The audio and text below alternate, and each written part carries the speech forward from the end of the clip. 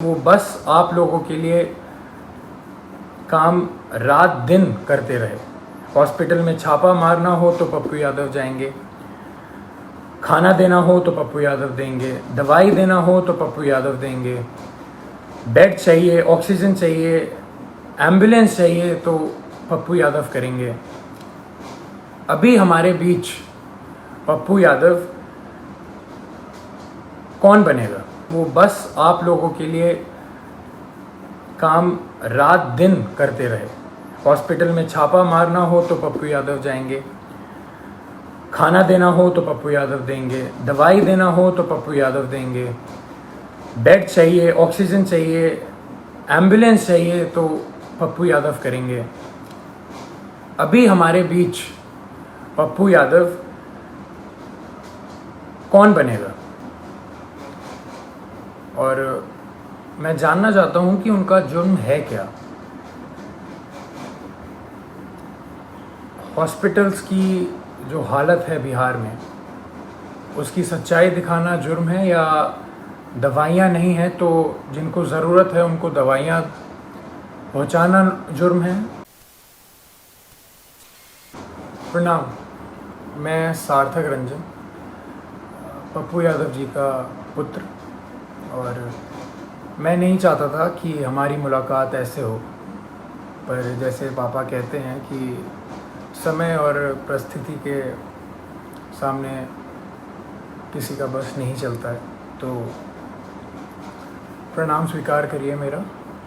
और मैं कल जो हुआ उसके बारे में बात करना चाह रहा हूँ। कल दो घटनाएं हुई, एक जो बिल्कुल नहीं होनी चाहिए थी और दूसरी के बारे में सोच के सुकून मिलता है। कल हम सब ने मिलके एक व्यक्ति के ऊपर अन्याय जो हुआ है, हम सब ने मिलके ट्विटर पे हमने उस ट्रेंड को नंबर 1 कर दिया और काफ़ी घंटों तक रहा। मैंने भी ट्वीट किया घर पे अपने आराम से सोफे में बैठ के, उसे नंबर 1 ट्रेंड की दौड़ पे लगे रहे सोचा, पर वो कल हुआ और कल चला गया है। और अब जब जेल जाने की बारी आई है तो मेरे पिता अकेले हैं। कल 9 बजे से लेके आज सुबह 3 बजे तक वो सिर्फ एक मुजरिम की तरह ट्रीट हुए हैं, और मैं जानना चाहता हूं कि उनका जुर्म है क्या। हॉस्पिटल्स की जो हालत है बिहार में, उसकी सच्चाई दिखाना जुर्म है या दवाइयाँ नहीं हैं तो जिनको ज़रूरत है उनको दवाइयाँ पहुंचाना जुर्म है, लोगों को खाना देना जुर्म है, या जो काला बाजारी चल रही है दवाइयों की उसको पेश करना जुर्म है। सबसे बड़ा जुर्म मेरे को ये लग रहा है कि एक नेता के घर पे जो छापा मार के उन्होंने आप लोगों के लिए जो एम्बुलेंसेस यूज़ होनी थी वो बस घर पे पड़ी हुई थी, और वो बस ये चाह रहे थे कि वो सारी एम्बुलेंस यूज़ हों आप लोगों के लिए। मुझे लग रहा है कि यही जुर्म उनका सबसे बड़ा रहा।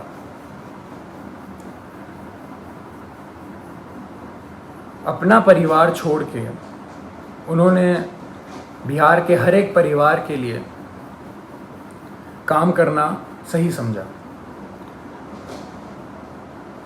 हर एक परिवार की एक भी पुकार अनसुनी ना जाए, उनका बस यही मकसद है। शुरुआत से मैं हर रोज़ बात करता था उनसे, कल के पहले तक हर रोज़, और बस एक ही चीज़ पूछता था मैं उनसे कि क्या आपकी तबीयत ठीक है, क्योंकि मैं भी घर पे बैठ के आराम से आप लोगों की तरह बस देखता था कि वो उनकी वीडियोस, कि कभी वो कोविड वार्ड में जा रहे हैं, पेशेंट्स के बीच में जा रहे हैं, मुर्दा घर जा रहे हैं, या भीड़ के बीच में खाना दे रहे हैं, या कोई माँ उनसे गले लग के अपने बेटी या बेटे के लिए रो रही हैं। तो मुझे भी यही लगता था, या तो कभी किसी मुर्दा के साइड में खड़े हैं, मुर्दा घर जाके, तो वो देख के मेरे को बस यही लगता था कि दूसरी बॉडी मेरे पिता की भी हो सकती है इस महामारी के कारण। और हमेशा जब भी मैं उनसे पूछता था कि पापा मास्क पहन रहे हैं या आप सैनिटाइज कर रहे हैं या कुछ ध्यान रख रहे हैं, तो वो कहते थे कि मुझे कुछ नहीं हो सकता, क्योंकि मेरे साथ पूरा बिहार है, उनका स्नेह है, उनकी दुआ है। और वो आज अकेले बीरपुर में पूरी रात नहीं सोए हैं और अकेले हैं, और जहां उन्हें रखा गया है वो बिल्डिंग किसी भी वक्त टूटने के दम पे है। और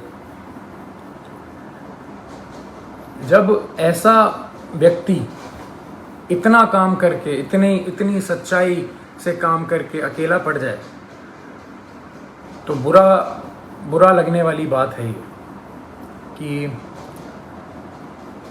उन्होंने हर एक घर के लिए अपना घर छोड़ा है, अपने घर की जिम्मेदारियां छोड़ के आप सबके बीच रहने का संकल्प लिया,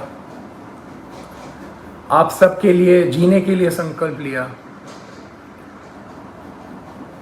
हमने कल बहुत साथ दिया उनका ट्विटर पे और किस पे नहीं, पर सिर्फ ट्विटर ही चीज़ नहीं रह गई है, सिर्फ नंबर 1 ट्रेंड होना ही नहीं रह गया है। जब ऐसा व्यक्ति अकेला पड़ जाए जो रात दिन सेवा करे लोगों की और लोगों के लिए ही जिए, अपना सब कुछ छोड़ के, अपना सब कुछ त्याग के। हम लोग उन्हें बोलते थे आ जाइए, आप वापस आ जाइए, ठीक नहीं है, रिस्की है, सही नहीं रहेगा, मगर उनका एक ही कहना था हमेशा कि बिहार के लोगों को मेरी ज़रूरत है और मैं बस वही कर रहा हूँ। अपने बारे में, अपनी जान के बारे में बिल्कुल ना सोचते हुए वो बस आप लोगों के लिए काम रात दिन करते रहे। हॉस्पिटल में छापा मारना हो तो पप्पू यादव जाएंगे, खाना देना हो तो पप्पू यादव देंगे, दवाई देना हो तो पप्पू यादव देंगे, बेड चाहिए, ऑक्सीजन चाहिए, एम्बुलेंस चाहिए तो पप्पू यादव करेंगे। अभी हमारे बीच पप्पू यादव कौन बनेगा? कहाँ से लाएंगे हम दूसरा? हम उन्हें अकेला इस टाइम पे नहीं छोड़ सकते। मैं बेटा हूँ इसलिए ये सारी बातें कर रहा हूँ, नहीं। अगर मैं सिर्फ एक बेटे की तरह सोचता तो शायद मैं उनको ज़बरदस्ती बहुत पहले घर बुला चुका होता, पर मैं एक नागरिक की तरह सोचूं तो बहुत बुरा लग रहा है। जो आदमी रात दिन एक करके सिर्फ दूसरों के लिए जिए और उसके साथ ऐसा अन्याय हो, ये बिल्कुल मंजूर नहीं है, ना हम लोगों को मंजूर करना चाहिए। मैं पहली बार आया हूँ आप सबके सामने और ये बिल्कुल भी एक्सेप्ट करने वाली चीज़ नहीं है जो हुआ है मेरे पिता के साथ। कल से हुए जा रहा है और अभी भी हो रहा है।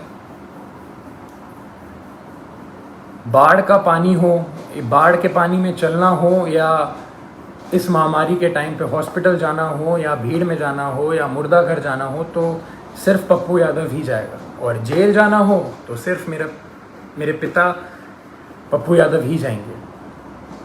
ऐसा क्यों? ऐसा मैं समझ नहीं रहा हूँ, ऐसा हो क्यों रहा है? ऐसा होता क्यों है? हमेशा एक आदमी जब दूसरों के लिए जिए जा रहा है 24 घंटे, तो जब उसको ज़रूरत पड़ती है तो वो हमेशा अकेला कैसे पड़ जाता है? हमेशा उसकी आंखों में आंसू रहते हैं हर एक काम करने के बाद। हम अकेले पड़ जाते हैं, उसका पूरा परिवार अकेले पड़ जाता है। हम क्यों अकेले रह जाते हैं? जब वो व्यक्ति रात दिन बस दूसरों के लिए जीता है, तो दूसरे क्यों नहीं खड़े हो सकते उसके लिए? क्यों नहीं आवाज निकाल सकते? क्यों नहीं हम, अगर एक पप्पू यादव बिहार के लिए इतना कर सकता है, तो सोचिए 2 पप्पू यादव या 10 पप्पू यादव या 1 लाख पप्पू यादव कितना करेंगे। मैं कहूँगा मेरे पिता का नाम सिर्फ एक नाम नहीं है, वो सिर्फ एक व्यक्ति नहीं है, वो एक जुनून है। वो जुनून हर एक के अंदर रहता है। मेरे अंदर भी है, मेरी बहन के अंदर भी है, मेरे भाई के अंदर भी है, और आप सब के अंदर। वो सारा जुनून एक साथ अगर काम करे तो हमारा जो पहला पप्पू यादव है वो कभी अकेला नहीं पड़ेगा। मैं दिल से खुशगुजार हूँ आप सबका कि हम सब ने कल बहुत बहुत प्यार दिया, बहुत स्नेह दिया मेरे पिता को। पर अभी रुकने की बारी नहीं है। उनको अभी तक हरास किया जा रहा है। जैसे कल रात से वो सोए नहीं हैं, खाए नहीं हैं, उनको दवाइयाँ उनको दवाई खानी होती है, उनको शुगर है, उनका 1.25 महीने पहले ऑपरेशन हुआ है, राइट पैर की नसें उनकी वीक हैं, तो खून सर्कुलेशन नहीं होता है उनके राइट पैर में अच्छे से। और किस जुर्म में ये सज़ा उनको दी जा रही है, मैं ये पूछना चाहता हूँ। और जिनकी वजह से हो रहा है वो बहुत अच्छे से जानते हैं कौन कौन है, और ये बिल्कुल ना समझें कि किसी को नहीं पता है कि किसकी वजह से हो रहा है ये और क्यों हो रहा है। यहाँ कोई बच्चा नहीं है और कोई डरा हुआ नहीं है। पप्पू यादव ना कभी किसी से डरा है, ना कभी डरेगा। जब ये जुनून हर एक के अंदर है और हर एक बंदा, हर एक माँ, हर एक बेटी, हर एक भाई जब उसके पीछे खड़ा रहेगा और उसको पूरा विश्वास है कि हर एक बिहार का व्यक्ति उनके साथ है, वो कल साबित हुआ है। मैं बस ये कह रहा हूँ कि वो सिर्फ कल पे ही सीमित नहीं होना चाहिए, ये मुहिम चलती रहनी चाहिए। यही मेरे पिता का सबसे बड़ी जीत है। उनको पद से कोई लेना देना नहीं है। उनकी सबसे बड़ी जीत ही इसमें है कि उनके साथ सारे सच्चे लोग खड़े रहें, पूरा बिहार खड़े रहे, बिहार खुश रहे। उनकी सबसे बड़ी जीत यही है। तो जब हम सब में ये जुनून है तो हम सब मिलके इस मुहिम को, इस भ्रष्टाचार के खिलाफ जो हमने मुहिम छेड़ी है, जो ये भ्रष्टाचार मेरे पिता के खिलाफ हो रहा है, जिस जुर्म में जो कोई नहीं बता सकता, जो कोई बता ही नहीं सकता कि जुर्म है क्या।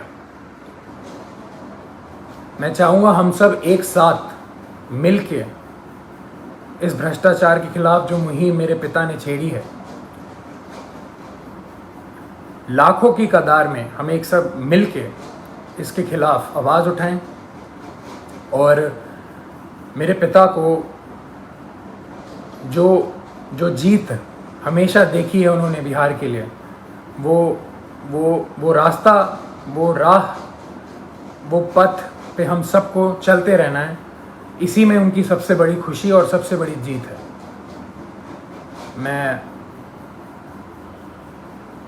मैं बहुत खुश नसीब महसूस करता हूँ कि मैं अभी यहाँ बैठ के आपके सामने ये सब बोल पा रहा हूँ। ये मेरे पिता का संघर्ष ही है जो इतना प्रेम उन्हें मिलता है, और उनके नाम की वजह से मैं यहाँ पे बैठा हूँ तो आप सबके बीच में मेरी आवाज़ जा पा रही है। उनके संघर्ष को हम सबको मिलके उसकी आग को उठा के ही रखना है। अगर ये वीडियो पसंद आई और वह बिहार के राजनीति और बिहारियत से सरोकार रखेनी तो सब्सक्राइब बटन दबा के चैनल के सब्सक्राइब कर ली। ओजे एगो घंटी बा, ओकरा बटन दबा देला से कुल सटीक और मारक खबर रुआ मुफ्त में मिल जाई। अगर रुआ पत्रकारिता के हमनी के नया प्रयोग में सहयोग कर चाहतानी तो ज्वाइन बटन दबा दी। पेटीएम नंबर नोट कर ली 9386816700। धन्यवाद।